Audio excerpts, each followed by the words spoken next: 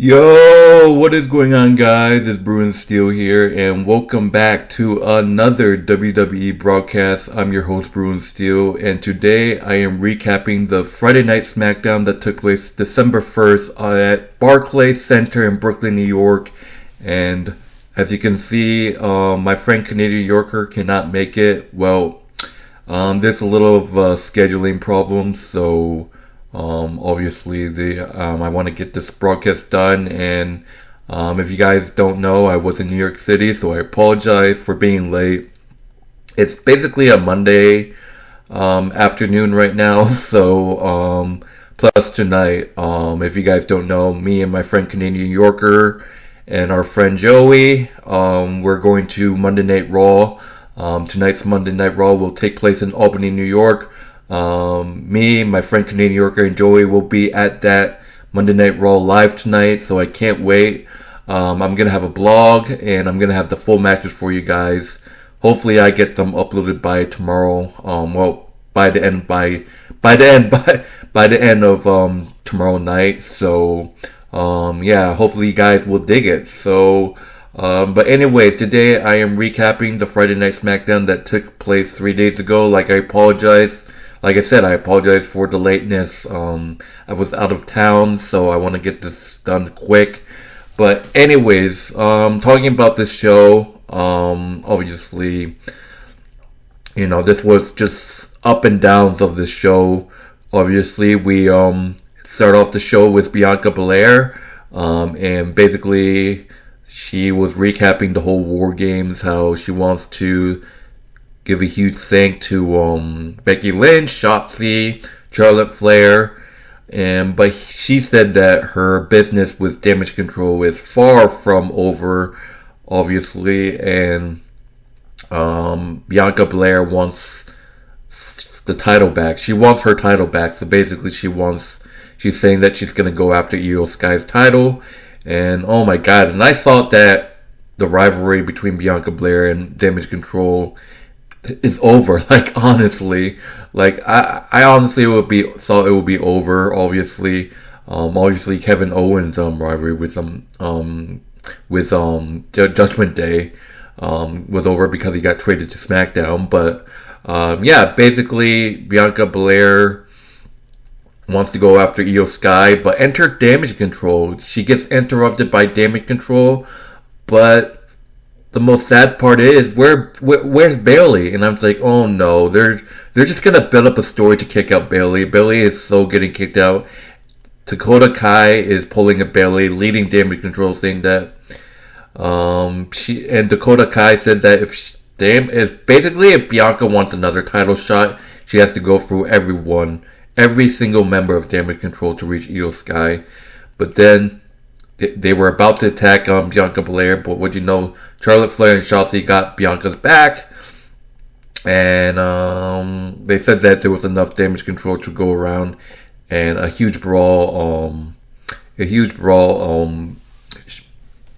It comes around, so a huge brawl breaks out. Sorry, and that's the end of the opening segment. And oh my God, these two teams, they already beat the living shit out of each other in War Games, and now they want to beat the shit out of each other again. Wow, okay. And obviously, we have to see what happens with, Bianca going after IYO Sky. So yeah, that is the first segment of SmackDown. The next segment is Butch, one half of the Brawling Brutes. Well, I don't know if I can say the Brawling Brutes because Sheamus has been out of action with the injury, and his own partner, Rich Holiday, has walked out on him last week in the match. So Butch goes one-on-one with the almighty Bobby Lashley, and obviously Bobby Lashley had some words until Butch slapped him in the beginning of the match. Obviously Butch had so many. I felt bad for Butch in this match. Obviously, Bobby Lashley was just complete domination.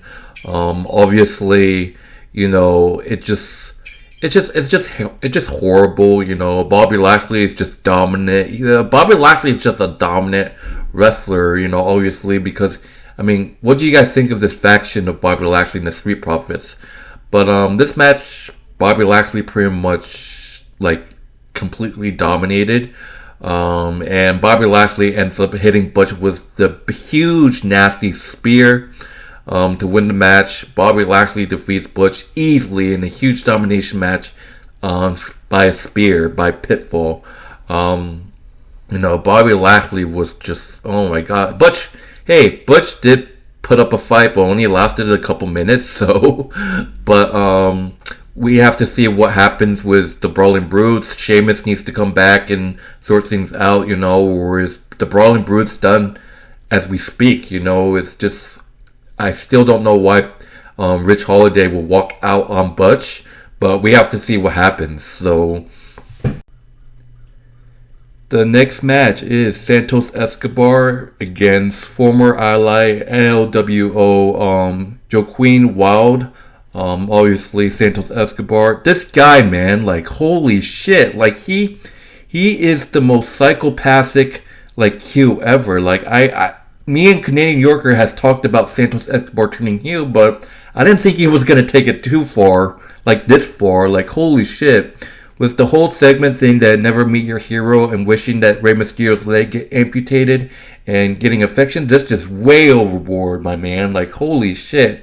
And this guy, the disrespect against Dragon Lee as well, trying to take off Dragon Lee's mask. Like holy moly, man. But in this match, it was pretty much complete domination. Joaquin Wilde did hit some pretty nice moves in this match. But it was just too much from Santos Escobar. Santos Escobar end up winning with the Phantom Driver, and he was just taunting Rey Mysterio in this matchup. And I think Rey Mysterio is going to be back, and I think it's going to be Santos Escobar and Rey Mysterio at WrestleMania. I would like to see Santos Escobar and Rey Mysterio at WrestleMania. Building up the hatreds and the feuds, like that would be awesome. But Santos Escobar defeats Joaquin Wilde by pinfall, but Santos Escobar started to attack Joaquin Wilde after the match, but was saved by Dragon Lee, obviously the disrespect. So yeah. The next segment is we got Logan Paul. We got Logan Paul, the United States champion. Logan Paul returning as the United States champion, and people are wondering who's his first challenger to his United States title is going to be. And basically, he said that, come out all the haters, Canadian Yorker, that's you, bring out all the haters and all. And said that there's going to be a number one contenders tournament starting next week, which consists of Santos Escobar, Dragon Lee, Karen Cross, a mystery NXT superstar, Bobby Lashley, Grayson Waller, Austin Theory, and Kevin Owens. And obviously Logan Paul gets interrupted by Logan Paul. Logan Paul gets interrupted by Kevin Owens. And Kevin Owens basically called Logan Paul a jackass. And basically, Austin Theory and Grayson Waller started to talk trash. But then Kevin Owens punched Austin Theory in the face. And Logan Paul's looking on. Oh my god, two guys that can sucker punch. Oh, that's going to be great. That will move on to our next match. Kevin Owens going one-on-one with Grayson Waller. And oh my god, huge, big rip to Kevin Owens' hand. I think he... I don't know what happened, but oh my god, Grayson Waller and Austin Theory was targeting Kevin Owens' arm, and it turns out that he injured his arm. I think he has a fracture or whatever. But Kevin Owens was having a hard time in this match, and obviously Austin Theory and Grayson Waller were injuring his arm. I think it was announced that Kevin Owens had I think it's a fracture, I don't remember, or fracture in our arm fracture. Kevin Owens wasn't able to hit the stunner because of his arm, but was able to hit a Scooby Boy pin to get the win. Grayson Waller looking on in really just disappointing. But yeah, Kevin Owens defeat Grayson Waller by pinfall, by a schoolboy pin. So yeah, pretty much that's what happened. The next match, we got Bianca Belair versus Kairi Sane. Obviously, some tension with Bayley. After the opening segment, Damage Control saw Bayley and said that, where the hell are you? It's like, you guys should call. I didn't get any call. But Bayley was actually supposed to go out with Carly Sane in this match, but Damage Control leaving Bayley all by herself, and I'm like, oh my god, it's not looking good. But Bianca Belair coming out with Charlotte Flair and Shotzi, and Carly Sane coming out with the rest of the Damage Control. Bianca Belair going one-on-one with Carly Sane. This is her first WWE match since her return. And obviously it went back and forth until both members got kicked out. It was Charlotte Flair and Shotzi getting kicked out by the referee, and then eventually Asuka made a mistake in the ring, and Damage Control then get kicked out. And then Bayley came out, tried to save Carly Sane, but it didn't work out. Bayley ran interference, but Carly Sane got distracted. Bianca Belair was able to hit the KOD on Carly Sane to get the win. Not looking good for Bayley. Was it Bayley's fault that Damage Control lost? We have to see what happens this Friday on Smackdown. So yes, Bianca Belair defeats Carly Sane in a one-on-one match. Here we go. The main event. Well, I thought the Bianca Belair and Carly Sane match was the main event, but here we go, the main event match. Nick Aldis and Adam Pearce on the ring to offer Randy Orton, a returning Randy Orton, to decide which brand he will be on. And basically, the Pearce said that he promised a World Heavyweight Championship match if he signs with Raw. Aldis said that he offers the man that took him out, signed with SmackDown, but they get interrupted by no other than Paul Heyman. Paul Heyman said that there'll be no RKOs for the evening, and said that the Bloodline's going to decide for him. And what'd you know? Jimmy Uso and Solo Sikoa came out and attacked Randy Orton, and both of them were pummeling Randy Orton, but Randy Orton gets the save by LA Knight. Yeah! And then they started to fight. Randy Orton hits RKO on Jimmy Uso, and basically he took the contract for Raw and he took out the contract for SmackDown. And what you know, he throws the Raw contract aside and signs with SmackDown and says, tell Paul Heyman to tell Roman that Daddy's back. And that probably has confirmed that it's going to be Roman Reigns versus Randy Orton at the Rumble. And people are saying that Jey Uso might be safe, but we have to see what happens. But Nick Aldis, man, gets RKO. That's why you never could trust Randy. Nick Aldis gets RKO'd by Randy Orton, ending the show. It's interesting, obviously, and I can say that the Randy Orton signing on SmackDown ruined a lot of, it pissed off some people, and you know who you are watching. But it makes sense. I kind of called it because it was clear as day on Raw that he wanted to get revenge on the Bloodline.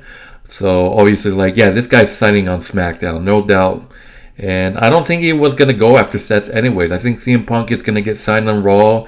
I think CM Punk is gonna relieve his think CM Punk's gonna start his feud with Seth freaking Rollins. But I knew Randy was gonna go to SmackDown after he said he wants revenge on the Bloodline.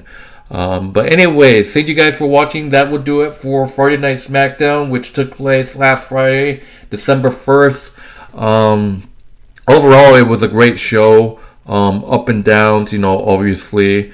The situation with Bayley is unwrapping, and we have to see what happens with Bayley. She might get kicked out next week, surprisingly. And, honestly, I called it before. I actually thought Bayley was going to get kicked out at War Games. But after her performance, I don't think she's going to get kicked that early. But the way that it unfolds, in the SmackDown event, they're just leaving Bayley behind, and her coming out helping Kairi Sane and costing her the match, that's not a good sign. Bayley, she's been a heel for 3 years now. It's time for a change. I think Bayley's going to get out and turn babyface. I think Bayley's going to go back to the hugger. It's always her, saying her, one-on-one gimmick. But, Bayley, I think she's going to turn babyface soon. It's time for a change because Bayley's been heel on Damage Control for like 3 years now. So I think it's time for a change. I'm not even sure if Dakota Kai is going to get kicked. I don't know. But we have to see. But anyways, in terms of grading for this, SmackDown, I think I give it a B plus. I think it had the up and down matches. But anyways, that would do it for the broadcast, guys. I'm not going to talk too much about it. But anyways, I'll see you guys back for the next broadcast. Just a reminder, I said it at the beginning of this video. If you guys didn't catch it, me and my friend Canadian Yorker and my friend Joey will be at Monday Night Raw tonight. I'm actually recording this. Like I said, I'm actually recording this on a Monday afternoon. So I'm actually going to the Monday Night Raw tonight. So with Canadian Yorker and my friend Joey. We're going to have a blast. And like I said, I'm going to be blogging at the event. Be sure to see a blog uploaded at sometime this week. I'm going to be actually out of town this week, so I'm leaving on the 6th. I'm coming back to the 10th. I'm going to Washington, D.C., baby. So I'm probably going to be late for the Friday Night SmackDown broadcast.